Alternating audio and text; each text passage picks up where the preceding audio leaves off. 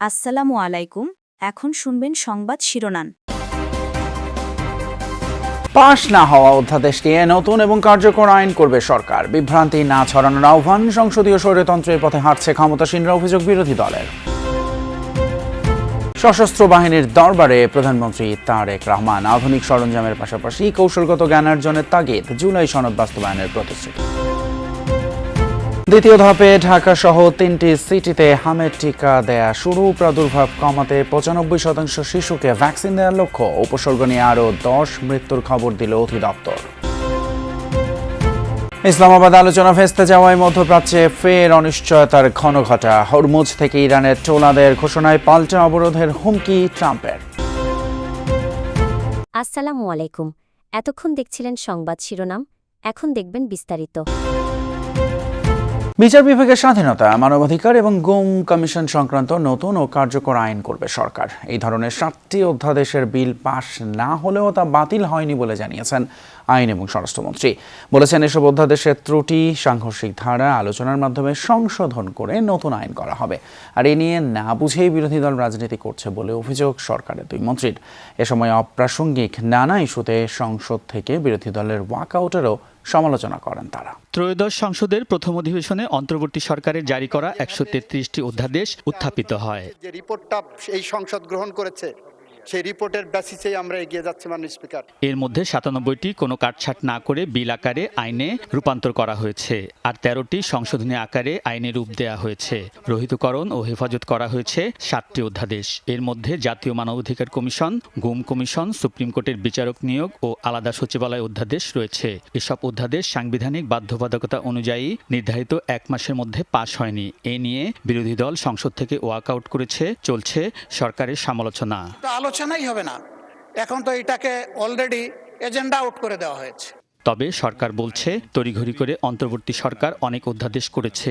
এগুলোর কিছু ধারা ত্রুটিপূর্ণ ও সাংঘর্ষিক। সরকার অংশীজনের সাথে আলোচনা করে এক্ষেত্রে নতুন ও কার্যকর আইন করতে চায়। ইন্টারিম গভর্নমেন্টের সময় কেউ নিজেদের প্রোভাইড করার জন্য তাড়াহুড়ো করে এই মানবাধিকার কমিশন এবং গুম অধ্যাদেশ এগুলো করে ফেলেছে। তা আমরা বলেছি, এগুলো আমরা যাচাই বাছাই করে স্টেক হোল্ডারদের সাথে আমরা ব্যাপক আলাপ আলোচনা করে এটাকে আরও এনরিচ করে আমরা পরবর্তী সেশনে নিয়ে আসতে চাই। যারা বলছেন আমরা এটা করি না, এটা বাদ দিয়েছি, এটা তারা বিভ্রান্তি ছড়াচ্ছেন। রহিতকরণ বিল হলো, এটা কিন্তু আইনে পরিণত হয়ে যাচ্ছে। ওই আইনের অংশই হলো যেটা অধিকতর যাচাই বাছাই করার জন্য আমরা কমিটমেন্ট দিয়েছি পার্লামেন্টের মাধ্যমে গোটা জাতিকে।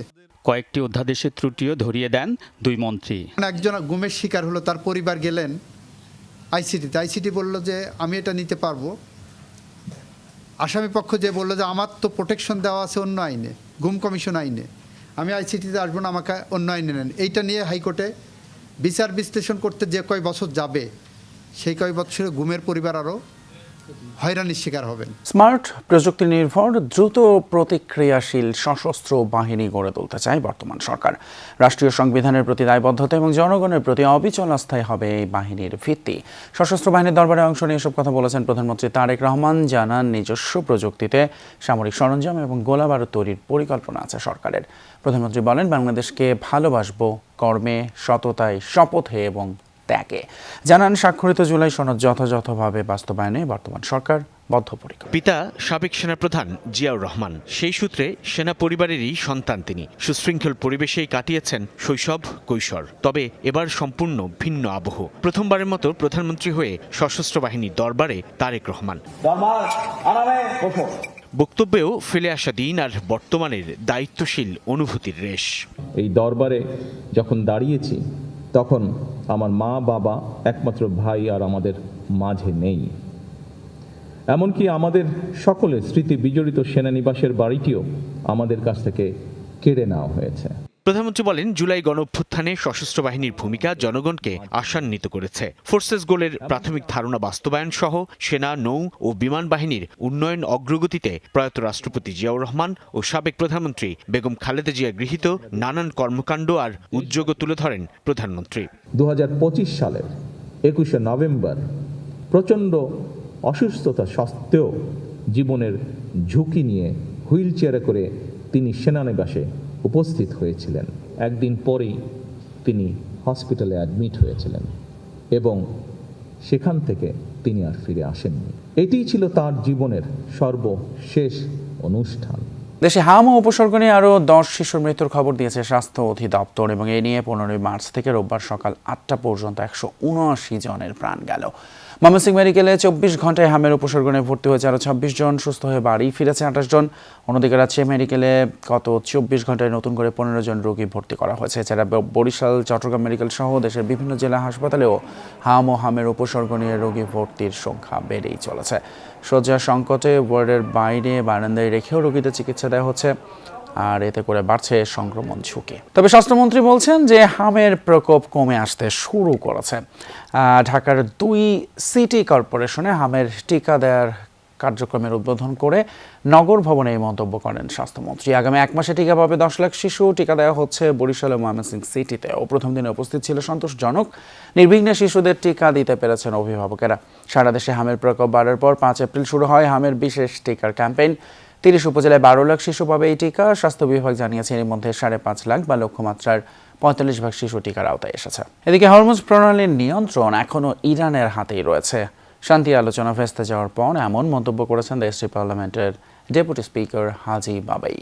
আর এটিকে আলোচনায় ইরানের পক্ষ থেকে রেড লাইন আখ্যাও দেন তিনি। এই পথ দিয়ে তেলবাহী জাহাজ চলাচলে ইরানি মুদ্রা রিয়ালে টোল পরিশোধ করতে হবে বলে ঘোষণা দিয়েছেন। অপরদিকে সামাজিক মাধ্যমে মার্কিন প্রেসিডেন্ট ট্রাম্প জানিয়েছেন দ্রুতই খুলে দেওয়া হবে জলপথ। হরমুজ প্রণালী থেকে মাইন সরানোর কাজ চলছে বলেও দাবি করেছে মার্কিন সেন্ট্রাল কমান্ড। তবে প্রণালীটি দিয়ে কোনো সামরিক জাহাজ চলাচলের চেষ্টা হলে কঠোর ব্যবস্থা নেওয়ার হুঁশিয়ারি দিয়েছে ইরানের বিপ্লবী গার্ড বাহিনী। অন্যদিকে অবিলম্বে হরমুজ প্রণালী অবরোধ করবে যুক্তরাষ্ট্রের নৌবাহিনী, এমন ঘোষণা দিয়েছেন মার্কিন প্রেসিডেন্ট ডোনাল্ড ট্রাম্প। রোববার ইরানের সাথে যুক্তরাষ্ট্রের শান্তি আলোচনা ভেস্তে যাওয়ার কয়েক ঘন্টা বাদেই এমন ঘোষণা দেন তিনি। আটকে দেওয়া হবে এই নৌপথে ঢুকতে বা সেখান থেকে বের হতে চাওয়া যে কোনো নৌযান। ট্রুথ সোশ্যালের পোস্টে হরমুজ প্রণালী দিয়ে যাতায়াতকারী তেলবাহী জাহাজগুলো থেকে ইরানের টোল আদায়ের ঘোষণার কঠোর বিরোধিতা করেছেন তিনি। ইরানকে টোল দিয়ে কোনো জাহাজ নিরাপদে হরমুজ প্রণালী পেরোতে পারবে না এমন হুমকিও দেন। ট্রাম্প বলেন, ইরানের সাথে শান্তি আলোচনায় বেশিরভাগ বিষয়ে একমত হয় দুই পক্ষ, তবে ইরানের পারমাণবিক কর্মসূচি নিয়ে মতভেদের জেরেই ভেস্তে যায় শান্তি আলোচনা। সৌদি আরবে বন্যা, ভারী বৃষ্টিপাত আর এই বন্যার কারণেই সৌদি আরবের রাজধানী রিয়াদ সহ দেশের বিভিন্ন অঞ্চলে স্কুলে সশরীরে ক্লাস স্থগিত করা হয়েছে। রোববার বেশ কয়েকটি শিক্ষা প্রতিষ্ঠানে এই সিদ্ধান্ত কার্যকর হয়। শনিবার গভীর রাতে ব্যাপক বৃষ্টি শুরু হয় রাজধানীতে। সামাজিক যোগাযোগ মাধ্যম এক্সের ভিডিওতে দেখা যায় রিয়াদের রাস্তা দিয়ে প্রবল বেগে বন্যার পানি বয়ে যাওয়ার দৃশ্য। সৌদি সিভিল ডিফেন্স রিয়াদ ও পূর্বাঞ্চলীয় প্রদেশের বাসিন্দাদের সতর্ক থাকার এবং নিরাপত্তা নির্দেশনা মেনে চলার আহ্বান জানিয়েছে। এর আগে বৃহস্পতিবার আবহাওয়া কেন্দ্র সতর্ক করেছিল যে মঙ্গলবার পর্যন্ত দেশের বেশিরভাগ অঞ্চলে মাঝারি থেকে ভারী বৃষ্টিপাত হতে পারে।